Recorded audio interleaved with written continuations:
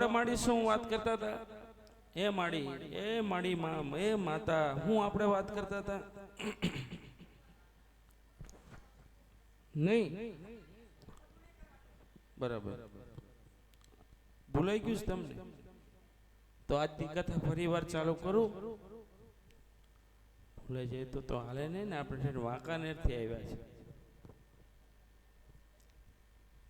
હા, તો આપણે વાત કરતા હતા અશ્વમેઘ યજ્ઞની. હવે આ યજ્ઞ માટે જે અશ્વને છૂટો મૂકવામાં આવ્યો, પણ બીજા કોઈ વિરોધ ન કરતા. બધા રાજાઓ રજવાડા હતા એ સાથે થઈ ગયા. પણ જેને એકવાર ખુરશી મળી જાય ને એને પછી છોડવી બહુ અઘરી થાય. બહુ ઓલું વાંધો પડે. આપણી જગ્યાએ કોઈક બેસી જાય તો આપણને ન ગમતું હોય, તો ઓલી તો કેટલી મહેનતથી ખુરશી આવી હોય, ઈ કોક લઈ જાય તો કેવી ચિંતા થાય. એટલે થયું કે જો આ યજ્ઞ કરી નાખશે 100, મેં કાલે કીધું કે 100 અશ્વમેઘ યજ્ઞ જે કરે એ ઇન્દ્ર બની જાય. એટલે એ જે ઘોડો ફરી રહ્યો હતો, અશ્વ ફરી રહ્યો હતો, એને ચોરી અને પાતાળમાં કપિલ મુનિનો આશ્રમ હતો ત્યાં છુપાવી દીધો. એટલે અશ્વ પરત આવ્યો ને એટલે રાજા સગરને ચિંતા થવા લાગી, કોણ છે એવો કે આપણા અશ્વને રોકે છે? તપાસ કરો. તપાસ કરી, અશ્વ મળ્યો નહીં. ફરીવાર એના જે 60,000 પુત્રો હતા એ બધાને રાજા સગરે કીધું કે તમે 60,000 જાઓ આ પૃથ્વી ઉપર શોધ કરો કે આપણા અશ્વને કોણ ચોરીને લઈ ગયું છે. એટલે બધા તપાસ કરવા લાગ્યા.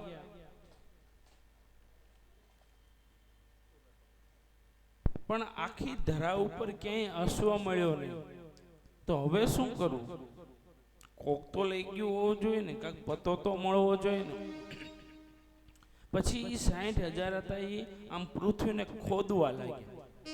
પૃથ્વી પર મોટા મોટા ભયંકર ખાડાઓ પાડવા લાગ્યા. પૃથ્વીને આખી અસ્ત વ્યસ્ત કરવા લાગ્યા. દેવતાઓને ચિંતા થવા લાગી કે આ સગરના આ 60,000 પુત્રો હમણાં આખી પૃથ્વીને રમણ ભમણ કરી નાખશે, શું કરવું? પણ આ 60,000 ખોદતા ખોદતા પાતાળમાં પહોંચી ગયા. જ્યાં ઓલો કપિલ મુનિનો આશ્રમ હતો, અશ્વ રાખેલો તો ત્યાં પહોંચી ગયા. હવે જોયું તો કપિલ મુનિ એના ધ્યાનમાં બેઠા હતા, જેમ અહીંયા શૃંગી ઋષિ ધ્યાનમાં બેઠા હતા ને ઓલો પરીક્ષિત ભૂલ કરી ગયો, એ જ ભૂલ અહીંયા થઈ. કપિલ મુનિ બાપુ ધ્યાનમાં બેઠા હતા, આ બધા આવી અને જેમ ભાવે એમ બોલવા જ મળ્યા કે તમે અમારો અશ્વ ચોરીને છુપાવી દીધો ને, અમે યજ્ઞ કર્યું એમાં ઋષિ તમને હું વાંધો ને, આમ ને તેમ ને, એવું બધું બોલવા મળ્યું. હવે મુનિવરને તો કઈ ખબર જ નથી. જો ઘણીવાર આવું બહુ થાય છે, જેના ઉપર આપણે તૂટી પડીએ ને એ બિચારાને કઈ ખબર જ ન હોય, એ હાવ નિર્દોષ. મુનિવરને કાંઈ ખ્યાલ નથી ને આ સગરના 60,000 પુત્રો બધા બોલવા લાગ્યા. એટલે ઋષિની આંખ ખુલી ને તો સામે 60,000 પુત્રો હતા અને આંખ ખુલતાની સાથે જ ક્રોધ આવ્યો. ગમે એમ બોલે ક્રોધ, અને ક્રોધ આવતાની સાથે જ એને શ્રાપ આપ્યો કે તમે બધાય 60,000 અત્યારે બળીને ભસ્મ થઈ જાય. બધાય બળીને ભસ્મ થઈ જાય. એટલે હવે બળી ગયા તો પાછા આવે નહીં.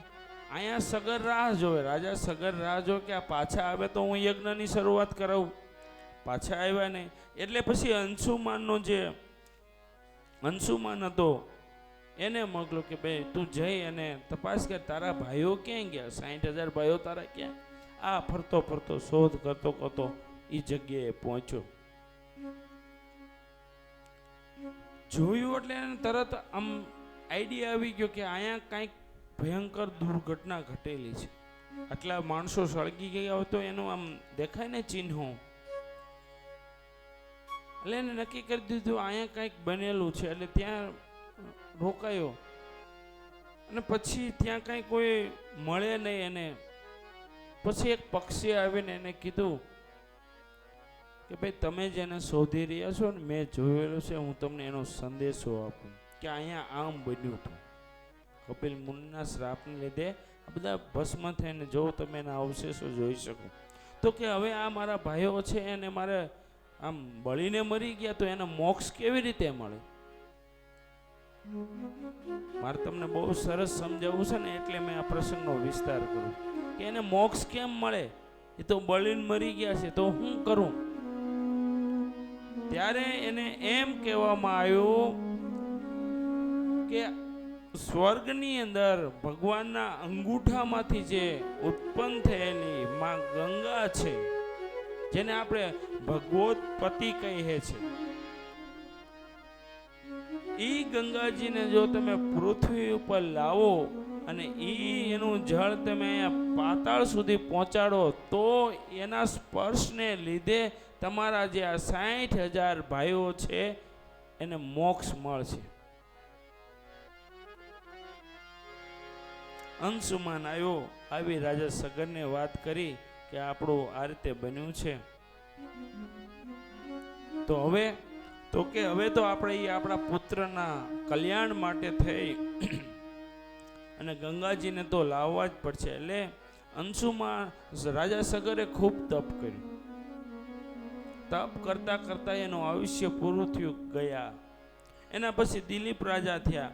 દિલીપ રાજાએ પણ અતિશય તપ કર્યું ગંગાજીને લાવવા માટે, પણ એ કાર્ય કરી શક્યા નહીં. એના પછીના રાજા દિલીપ પછી ભગીરથ થયા. એને ખૂબ તપ કર્યું અને અતિશય તપને વશ થઈ અને વરદાન મળ્યું કે અવશ્ય તમારા તપને લીધે ગંગાજી આ ધરા ઉપર આવશે. રાજા ભાગીરથ એકદમ આનંદિત થયા કે મારી 4-4, 3-3 પેઢીઓ આ કાર્ય કરતા કરતા જતા રહ્યા, મારાથી આ થયું. બહુ આનંદ થયો. પણ એને બ્રહ્માજીને કીધું કે બ્રહ્માજીએ કીધું રાજા ભાગીરથ ગંગાજી આવશે અવશ્ય, પણ એનો વેગ જ એટલો હશે. આકાશમાંથી જ્યારે અવતરણ થશે ત્યારે એટલો એનો પૂર વેગ હશે, અને એ વેગ એટલો હશે કે પૃથ્વીને ચીરીને પાતાળમાં વહી જશે. એનું કાંઈક પહેલા વ્યવસ્થા કરવી પડશે. ભાગીરથ કહેવા લાગે, તો બાપજી બ્રહ્મા ભગવાન તમે જે કહો એ કરો. તો કે તમે ફરીવાર તપ કરો અને શિવને પ્રસન્ન કરો. એક વરદાન મળી ગયું. ફરીવાર એ ડુંગરની ટૂંક ઉપર જઈને ભગીરથ રાજા તપ કરે. શ્રી શિવજી પ્રસન્ન થયા.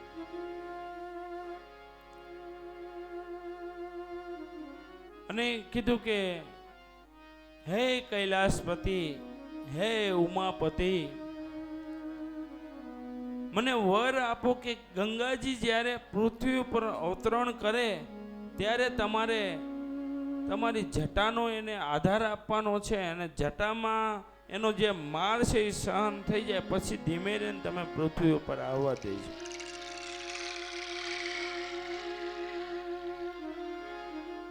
શિવજી વરદાન આપ્યું છે, પણ અહીંયા બ્રહ્મલોકમાં ગંગાજીને પાછું અભિમાન આવી ગયું.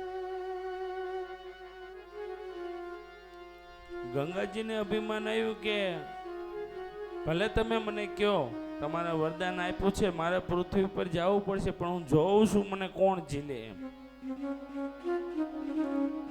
અને શિવજીને અહીંયા ખબર પડી કે ગંગાજીને થોડુંક અભિમાન આવ્યું છે, એના અભિમાનને મારે રોકવું જોઈએ. એટલે જે દિવસ નક્કી થયો ગંગા અવતરણનો, તે દિવસે શ્રી શિવજી કૈલાસ ઉપર વિરાટ રૂપ ધારણ કર્યું અને જાણે આખું આખું આકાશ હોય એને ઢાંકી લે એમ પોતાની જટાનો વિસ્તાર કર્યો. એક હાથમાં ત્રિશૂલ અને શિવજીની આમ જઠા વિખરાયેલી અને ગંગાનું જેવું અવતરણ થયું એકદમ પ્રચંડ વેગથી ગંગાજી આકાશમાંથી આવ્યા અભિમાન કરતા પણ આવતાની સાથે જ એ શિવજીની જટાની અંદર સમાઈ ગયા. અંગે અભિમાન ને આકાશમાંથી ઉતરા જી ઓ જી અંગે અભિમાન ને આકાશમાંથી ઉતરા ને પડતા તા તે ધોધમાર પાણી જટામાં. અરે જટામાં ગંગાજી અટવાણી જટામાં ગંગાજી અટવાણી જટામાં ગંગાજી અટવાણી.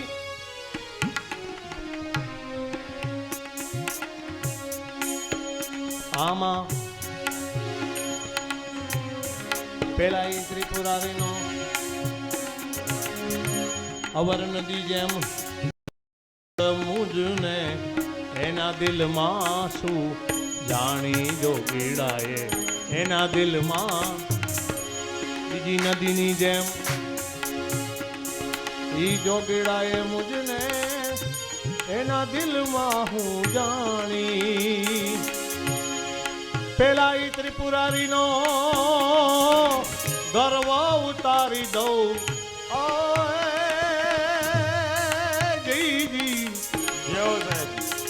આમાં પેલા ઈ ત્રિપુરારીનો એ જ ગર્વ ઉતારી દઉં અને પછી લઈ જાઉં પાતાળમાં તાણી જટામાં ગંગાજી અટવાણી જટામાં ગંગાજી અટવાણી જટામાં ગંગાજી અટવાણી. જેઓ સાહેબ શ્રોતાને તો આનંદ આવ્યો હોય કે ખબર નહીં પણ મને સાહેબ બહુ આનંદ આવ્યો. એટલે શિવજી આમ હમાવી લીધા અને ટીપુ બહાર ન નીકળે. હવે એ શિવજી અને ગંગાજીના આ બેના લપમાં ભગીરથ પાછા મૂંઝાણા. હવે હું કરું? શિવજી એને છોડે તો એ ધરા ઉપર આવે અને તો એના જે કાંઈ પૂર્વજો છે એ મોક્ષ પામે. વળી પાછું તપ કર્યું. જો એમને આમ કાંઈ મળતું જ નથી વળી તપ કરવા લાગ્યા. બહુ તપ કર્યું, કઠોર તપ કર્યું ને પછી તપને લીધે વળી શિવજી પ્રસન્ન થયા અને કહેવા લાગ્યા કે હવે ભગીરથ તો કે હે ભોળાનાથ હે મહાત્મા હું આ ગંગાજીને મારા જે ભાઈઓ છે એના મોક્ષ માટે લાવ્યો છું. હવે તમે બાબા એને છોડો ને. ભાગીરથ મહારાજની કૃપાને વશ થઈ શિવજીએ જે ગંગા પોતાના જટામાં સમાણતી એની 7 ધારાઓ કરી. આમાં વિનંતી સાંભળી ભગીરથ કેરી પાયડું બિંદુ એક પાણી જટામાંથી પાયડું બિંદુ એક પાણી એ બિંદુમાંથી કર્ણ ધારા પ્રગટી અને પછી કર્ણ નામે ઓળખાણી જટામાં. અરે જટામાં રે ગંગાજી અટવાણી જટામાં રે ગંગાજી. આમાં અંગે અભિમાન ને આકાશમાંથી ઉતર્યા જી તેજી અંગે અભિમાન ને આકાશમાંથી ઉતરા પડતા તા ધોધમાર પાણી જટામાં ગંગાજી અટવાણી જટામાં ગંગાજી અટવાણી જટામાં ગંગાજી અટવાણી. એ 7 ધારાઓમાં એ ગંગાજી વહેવાઈ ગયા. થોડી આમ પશ્ચિમ બાજુ થોડી પૂર્વ બાજુ ગઈ. જે આપણે અત્યારે જે માં ગંગાના દર્શન કરો હો ને તમે બધા કેટલા ભાગશાળી છો. 2-3 વાર નાહ્યા હો છો. ખરેખર આમ બધાને આનંદ આવે છે ને, રૂમનું એક નો કહેતા, બાકી આનંદ આવે છે ને.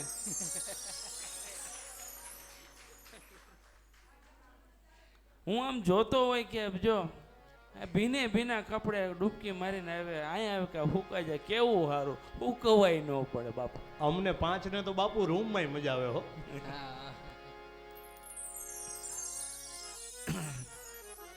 પણ આમ હું આમ પૂછતો હોય તમારી મને આમ એમ ને મેં જે મારો મેં સંકલ્પ કરીને તમને લાવ્યો છો ને એમાં હું ખરો ઉતરું એટલા માટે પૂછું છું કે ભાઈ તમને આનંદ, મારો એક જ હેતુ છે કે તમે એમ કહેવો જોઈએ કે બાપુ આનંદ આવ્યો, એટલે પૂછું છું.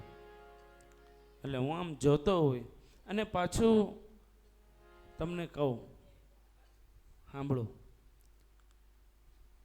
પાયલોટ બાપાના આશ્રમ કંઈક નજીકમાં છે, ત્યાં દર્શન કરીને આવે તો આમ કેવા સરસ મજાના કપાળની અંદર ત્રિપુંડ કરેલા હોય, કેટલા સુંદર તમે લાગતા હોય. ખરેખર આમ જોઈને મને આનંદ આવે કે જો હું આમ ખબર પડી જાય. એક બેન જ મેં કીધું હતું, તમે તમારા મોઢા અરીસામાં જોજો, તમે કેટલા આમ રૂપાળા લાગો, કેટલા દેખાવડા લાગો છો. ટાઈમે એ તારે જ્યારે કાંઈ નિયમ જ ને જવું હોય તે જવાનું, સ્નાન કરીને આવી જવાનું, ખુરશી ભાગમાં આવે બેવાનું, નથી થોડુંક બાજુમાં બેસી જવાનું, જમવાનું ટાઈમે. આહા, આનંદ કરો છો બાપ. આપણા બધાયનું કાંઈક પુણ્ય ભેગું થયું હોય છે, બાકી બીજા કોઈનું આમાં કાંઈ છે જ નહીં. હરિએ આપણા ઉપર બધા ઉપર કૃપા કરી છે, માટે આપણે સૌ આનંદ કરી રહ્યા છે. તો આપણે વાત કરતા હતા, ઈ ગંગાજી શિવજીએ જટામાંથી, તમે બધે જોયું હોય ને ઘણી જગ્યાએ શિવજીના આમ ગોઠવેલું હોય, પાણી પડતું હોય. તો ઈ ગંગાજી છે, ગંગા અવતરણની કથા આ છે. એટલા માટે ઈ જે સગર રાજાના પુત્રો હતા 60,000, એના મોક્ષ માટે થઈને, એના આત્માની શાંતિ માટે થઈને એ લાવ્યા હતા. તમે આભાર માનો ભાગીરથ મહારાજનો, એના વંશનો, કે જેના લીધે એ ગંગાજીને લાવ્યા ને આપણે બધા આનંદથી 2-3 વાર નાહીએ છીએ. પછી એ પ્રવાહ આમ પૂર્વ તરફ જઈ પાતાળમાં જઈ કપિલ મુનિના આશ્રમને પહોંચ્યો. ત્યાં એ જે પાછું ત્યાં એક આવે છે, એ કહી દઉં હું તમને. એ પ્રવાહ જ્યારે આગળ રાજા ભાગીરથ જાય અને પાછળ આખો પ્રવાહ હાલે, એને ક્યાં લઈ જાવ તો પ્રવાહ કપિલ મુનિના આશ્રમ સુધી. અને એમાં પછી હરદ્વાર આવ્યો ને પ્રયાગરાજ આવ્યો ને એ બધા જે સ્થળ ધાર્મિક થતા ગયા. એમ થતા કપિલ મુનિના આશ્રમે બરોબર પહોંચવાનો હતો પ્રવાહ, ત્યાં એક ઋષિ હતા જેનું નામ જાહ્નવી ઋષિ. એ ઋષિ આમ એનું યજ્ઞ કાર્ય, તપ ને પૂજા ને અર્ચન ને આ બધું કરતા. આ પ્રવાહ આવ્યો ને માડી તો એના આશ્રમમાં પાણી ગયું. હવે એ આશ્રમમાં પાણી ગયું એટલે એની પૂજા અર્ચનામાં થોડોક વિક્ષેપ થયો, તો આ ઋષિ આખી ગંગાને પી ગયા. તમે વિચાર કરો, સંતો ઋષિઓની તાકાત કેવડી. બરું ગંગાજીને પી ગયા. વળી ઓલો ભાગીરથજી મૂંઝાણા કે આમથી આટલા, અને આવું જોઈએ, જેને બિચારાને પુગાડવાનો હોય ને એને બહુ બધાનું સાંભળવું પડે, બધાનું બહુ કરતું ફોલ આવતું. વળી મૂંઝાણ કે બાપજી, એ ઋષિવર, એ દયા કરો, આટલી પેઢીઓ હોય કે હું તૂટી ગયો અને અહીંયા પૂગ્યા છે, તમે એને છોડી દો. પછી ઋષિના કાનમાંથી ગંગા ફરીવાર નીકળીને આશ્રમમાં પહોંચી અને સગરના એ 60,000 પુત્રને મુક્તિ આપી. આવી આ પાવન ગંગા છે. તો કરશું જય જય સિયારામ ગંગા મૈયાને. બોલ્ય ગંગા મૈયા કી જય, બોલ્ય ગંગા મૈયા કી જય, બોલ્ય ગંગા મૈયા કી જય. જય જય સિયારામ. જય સિયારામ. તો આવી સરસ કથા આ 9મા સ્કંદમાં આ બધી કથાઓ આવે છે. એટલે મેં કદાચ કાલે જ કીધું તો મારે એક દી ગંગા અવતરણની કથા કેવી છે, પણ તમારા બધાનો ભાવ એવો હશે તો આજે જ જી આવી ગયો, નહીં તો મને ખબર નથી, નહીં તો હું કહું નહીં કે કાલે કહીશ, પણ પ્રસંગ આજે આવી ગયો. અને આપણે બીજું તો આપણે શું, માં ગંગાના આ પાવન ધરા ઉપર આપણી વાણી પવિત્ર થાય એ ભાવથી પ્રભુનું ગુણગાન કરીએ છીએ. તો પછી આગળ રાજા રઘુ થયા, રઘુ પછી આ સૂર્યવંશમાં અનેક રાજાઓ થયા,